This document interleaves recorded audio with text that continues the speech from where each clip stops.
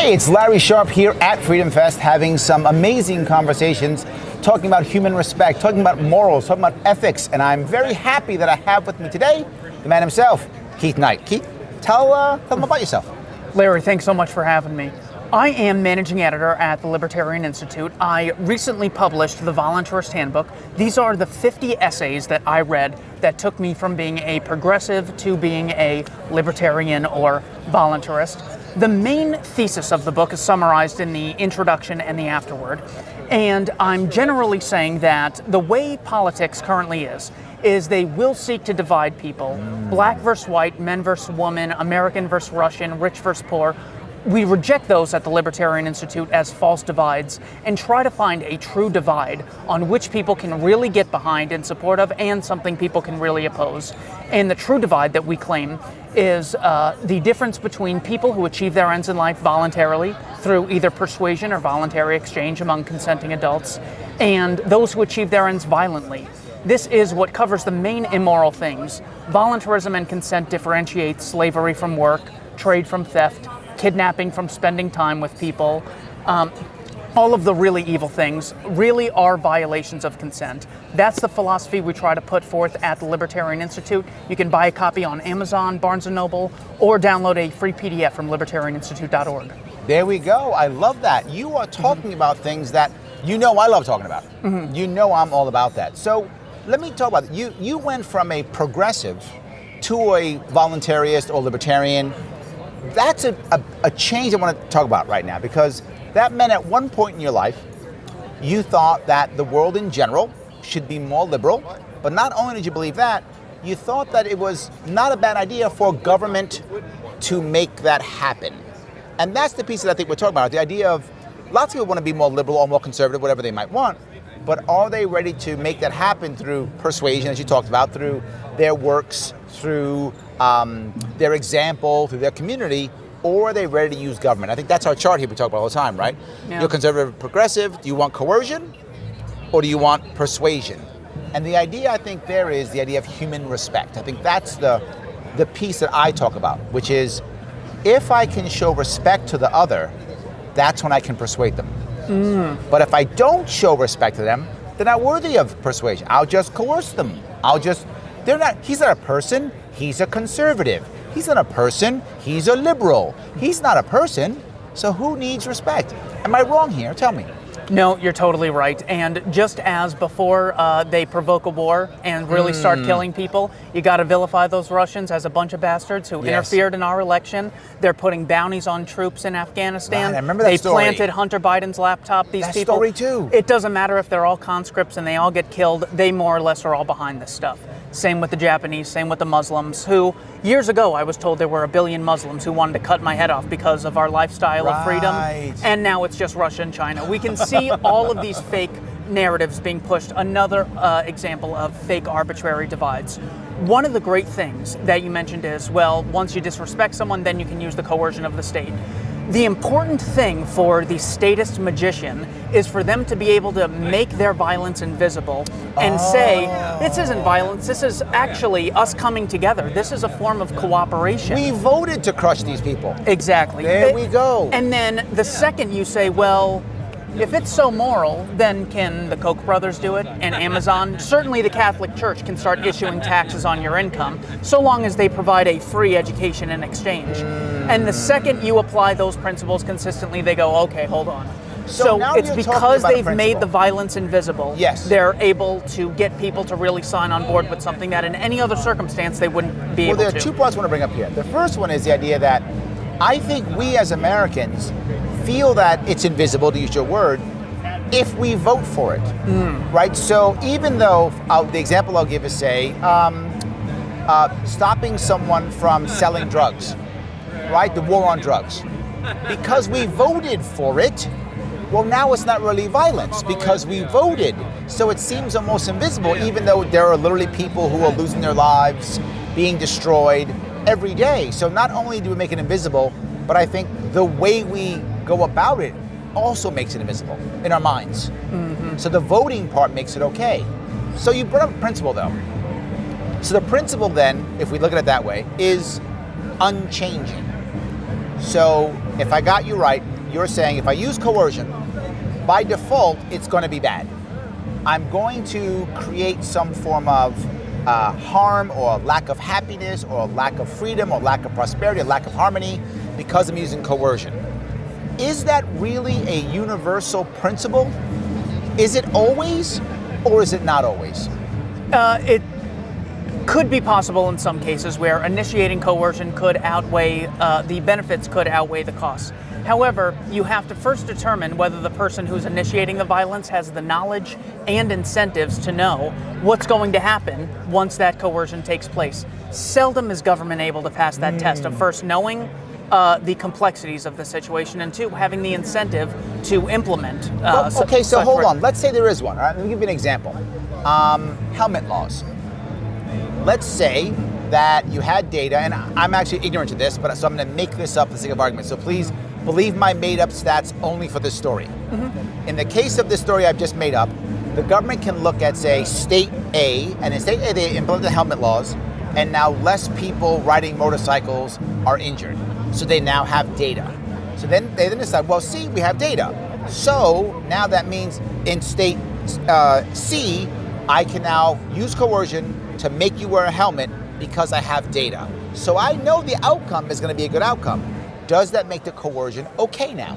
I don't think it makes it okay, because it's important to realize the person riding the motorcycle, we are dealing with a consenting adult in that case. Okay. So even if people choose to increase the amount of risk that they take, I don't think people should be gambling very much, but I still think people have the right to gamble. Yes. Same with prostitution. I believe in free speech. That doesn't mean I condone everything everyone ever says. Right. It means I don't believe in initiating coercion against people for doing that. I think you absolutely should be wearing a helmet. My dad wore a helmet one time in his whole life, and that was the day he crashed. There could be, he totaled his motorcycle. There could be evidence that it makes you more reckless and more likely to kill pedestrians. Yeah, again, I made it up. I don't know if my data is correct. Just as, well, but the reason that it's still important is because there's always another side to this coin. Oh, that's what you mean. Okay. As helmets for football players have gotten more stable and more complex, head injuries have increased because the players say, well, my head's safe, I can ram it as hard as I can. This is something most people don't know. In World War I, one of the reasons why they put helmets on soldiers is so they would attack. Yeah. It made them feel safer. The helmets didn't actually protect them at all from machine gun fire. That would be like putting a piece of cloth on your face and thinking it protects you from an airborne virus. Yes, I mean, it would. Who could believe That's such correct, a thing? yes. But boy, did people believe it. So Boy, yes, did people believe it. Absolutely. But Tony Fauci did tell the truth accidentally on 60 Minutes in March of 2020. He said, people should not be wearing masks. It might cover a droplet or two, but other than that, these are useless. And then he lied and said, well, actually, 3 masks are good. But wait a minute. The government lied? Never. Never. I can't believe that. Never. So that is another example of one of the constants that we see in society. People will initiate violence and lie and use fraud under any social system. The reason the voluntarist system is superior is because it doesn't recognize any moral double standard within society. Okay. So even though Larry Sharpe might be a huge fraudster, the worst thing we could have is a state for him to occupy. The best thing we can have is a system where we widely recognize the freedom to disassociate with bad actors. So as bad as Lindsey Graham is, if we were able to disassociate with him, he wouldn't have any power. He would have virtually none. Same with all of these other tyrants that we face, and the ones in other countries as well. So actually, what you're saying is intent doesn't even matter, because in the case of the helmet law, my intent is to protect you, right? My intent is not a bad intent in this case. So I, as the individual activist on the street, my intention is great, right? I'm not a bad actor, right? In my eyes, at least, I'm not. I'm trying to help you by putting a helmet on your head. So you're saying, though, even if my intent is good, that still does not validate coercion. Am I reading you correctly? Correct. And the reason is you are simply using someone else who is a rational human being, instead of treating them like an end in and of themselves and treating them with dignity, respect, and reason, you're more or less treating them like a slave, claiming that you own, that you have a better claim to their body, their time, and their property than they do. So even if it's for the good, people should be reading the Voluntarist Handbook, but I don't think they should be coerced into reading it. I think they should fund great organizations, like if Larry Sharpe runs for governor of New York again, I don't think people should be forced to. But this is the classic... But they should support him. But yes. But this is the classic imperialist mindset, where you can clearly say, well, Britain was clearly wrong to impose itself on a third of the world. But if I occupy Washington, D.C., I can impose my will on 330 million Americans, whether they like it or not. Got it. They've completely rationalized something for themselves, which they've vilified for everyone else. So you're saying that even if we vote, doesn't make it okay. Even if my intent is good, doesn't make it okay. Even if I have some data that might show that the thing I want is good, doesn't make it okay. So then how can we get people to be safer or better or whatever the case may be if we're not going to have the federal government making laws? What do we do? By having a system of free exchange, which means any consenting adult has the right to exchange property, money, time voluntarily. What you do is you allow for the most amount of people to make as many mutually beneficial voluntary exchanges that allow you to adjust for the amount of safety that you want. So the more freedom there is, the more safe opportunities there are. If you take the case of PayPal, when your PayPal account gets hacked, we had a big hacking the other week at work. None of them are libertarians, and none of them said we need to call 911. What they did do is we need to go to our Google backup, we need to go to our PayPal security drive, more private security, our Facebook security, and finally they did a ransomware called Sentinel-1. So they used 4 people to protect their property, to keep them safe. None of them involved the FBI, the CIA, the NSA, the state police. So when people actually want things done safely, done effectively, when they want their property and their person to be kept safe, they will go to the free market. Having a free market gives more people that option than if there was state coercion into the economy. Also, another way to get people to do things safely is have really cool people. This is what the idea of advertising is. They get a celebrity to do something, so Sure. people will hopefully copy them. So when we find really cool people like Dave Smith or sometimes Joe Rogan, RFK Jr., Sure. yourself, Larry Elder, Walter Williams, when those really cool people start doing the safe things, then it becomes more popular. Got It becomes a green light for the population That's as the a idea whole. of community and our example. Okay, he's doing it, maybe I should. Oh, she's doing that? Okay, maybe I should. It's more like that. Exactly. So this idea of human respect, this idea of focusing on it, it is then, in your view, a natural law, a natural principle that's basically unbreaking. You sound like an absolutist in that, look, this is the way, and there's never an example that we shouldn't always focus on persuasion. Am I wrong? There can be examples. Every Okay. rule has an exception, Okay. including this one. Okay. So it's a large-scale general trend. There could be times where forcing someone to perform labor against their will, such as a doctor, you could save someone's life. That doesn't mean enslaving people is a good general rule. Sometimes if you steal one piece of medicine, you can save someone's life and then later compensate. Your general rule shouldn't be, therefore let's steal. Also, it especially shouldn't be, let's give one group a sole monopoly right to initiate taxes, to be able to declare war, to have a monopoly on guns, to have a monopoly on the judicial system, to have a monopoly on compulsory education. All of those general rules are bad. It doesn't mean you can never find exceptions, but it means you don't have this organization that acts like a bat signal, constantly attracting the most evil people who want to initiate coercion against innocent people. And we see that no matter what, that they seldom, if ever, will face consequences when they do unjust things. Joe Biden, August 29th of 2021, murdered 10 civilians and 7 children in Afghanistan, in Kabul. And there was never even a discussion of, you think he's going to get impeached? If I did it, I'd go to jail. You think Joe Biden's going to go to jail? Nope. No, not at all. And they might give him a Nobel Peace Prize. They might. If things in Ukraine don't get completely nuclear. He probably has to bomb a couple more countries, though, to get better. I mean, Obama bombed like 8 or 9 to get his. So Joe Biden, though, hasn't bombed enough yet to get the Peace Prize. A couple more bombings, maybe he can get one. Not So, yet. yes. But that's why the state is so dangerous. And also it turns really good people into justifying the most atrocious things. People who will bump into you and apologize and say, I didn't mean to, will literally say, I don't care that 100,000 people in Tokyo were killed during Operation Meeting House in March of 1945. After all, they were part of the damn Japanese imperialists. Constantly generalizing back to no people. respect, back to no human respect, not respecting humans or humanity, back to dehumanizing people. Oh, they're imperialists. They're not humans, right? They're whatever. They're Russians, they're not humans. They're whatever, right? They're conservatives. They're liberals. They're not humans, right? Yeah. I think it goes back to that again.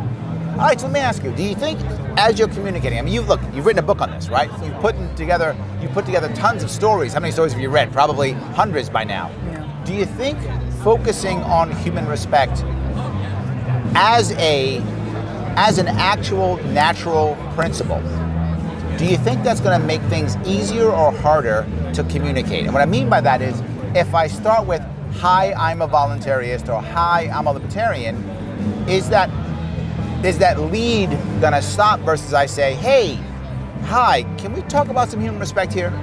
By the way, I'm this, I'm that. Do you think it's better to lead with human respect or not?